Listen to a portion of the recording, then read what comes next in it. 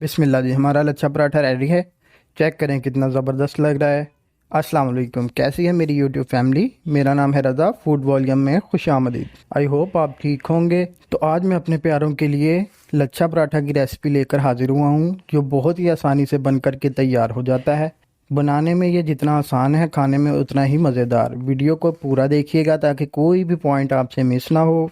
Like और share ज़रूर कीजिएगा। चैनल पर नए हैं तो चैनल को सब्सक्राइब कर लें। बिस्मिल्लाह वाला बरकतिल्ला। यहाँ बाउल में 2 कप मैदा है हमारे पास। अच्छा, मैदे को छान कर इस्तेमाल करना है, मैंने इसे छान लिया है। अब 1 टीस्पून नमक ऐड करेंगे। 3 टेबलस्पून घी ऐड करेंगे। मैंने घी लिया है, आपने भी घी इस्तेमाल करना है, ठीक है। अब इसे अच्छी तरह मिलाएंगे। यहाँ घी और मैदे को अच्छी तरह मिलाना है ताकि घी की चिकनाहट मैदे में अच्छे से आ जाए। थोड़ा थोड़ा पानी शामिल करके इसे गूंदना शुरू करेंगे और मैदे को अच्छे से गूंद कर सॉफ्ट सी डो तैयार कर लें। जी, तो डो हमने तैयार करके इसका पेड़ा बना लिया है। अब हाथों पर घी लगाकर अच्छी तरह पेड़े पर घी लगाएंगे और कवर करके 20 मिनट के लिए रेस्ट देंगे। अब इस एक पेड़े को हम कट करके 4 पेड़े बनाएंगे। थोड़ा सा मैदा डस्ट करेंगे और हाथ से इसे थोड़ा सा बड़ा कर लेंगे।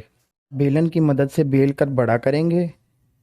इस बात का ख्याल रखना है कि इसे ज़्यादा बारीक नहीं करना। में आम जितनी रोटी बेलते हैं इसकी मोटाई भी उतनी रखनी है, ठीक है। इस पर हमने अच्छी तरह घी लगाना है। घी लगाने के बाद मैदा डस्ट करेंगे और फिर इसको काटना शुरू करेंगे। बारीक बारीक सी इसकी पट्टियाँ काट लेंगे। जी, तो ऐसे कटाई करनी है। कटाई का प्रोसेस मुकम्मल हो चुका है। अब फिर से हम इस पर घी लगाएंगे और मैदा डस्ट कर देंगे। फिर पट्टियों को नरम हाथों से रोल कर लेंगे। जी, तो रोल करने के बाद इस तरह पेड़ा बनाएंगे। ऐसे ही बाकी पेड़े बनाकर तैयार कर लेंगे। मैदा डस्ट करेंगे और हाथों से जितना हो सके इसको बड़ा कर लेंगे।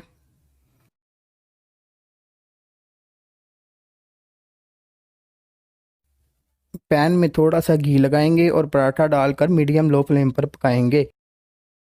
इसे हम 1 से 2 बार पलट कर पकाएंगे और हर बार इस पर घी अप्लाई करेंगे। अच्छा, इससे पहले मैं अपने चैनल पर चिकन कचौरी और मैक्रोनी ऑमलेट की रेसिपी शेयर कर चुका हूँ।